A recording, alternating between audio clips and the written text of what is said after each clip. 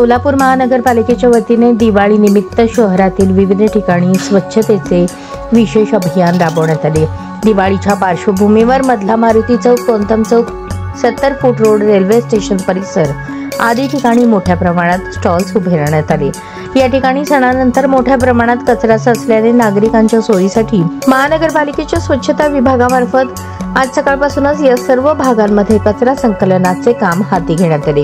सकाळी 10 वाजेपर्यंत सर्व रस्त्यांची पूर्ण स्वच्छता करून घेण्यात आली असून एकूण 48 टन कचरा संकलित करून उचलण्यात आला।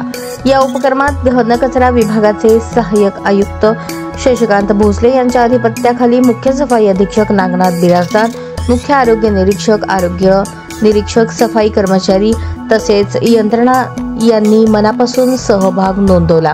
महानगरपालिका आयुक्त डॉक्टर सचिन ओंबासे यांच्या मार्गदर्शनाखाली व अतिरिक्त आयुक्त वीणा पवार यांच्या नियंत्रणाखाली हे स्वच्छता अभियान राबवण्यात आले।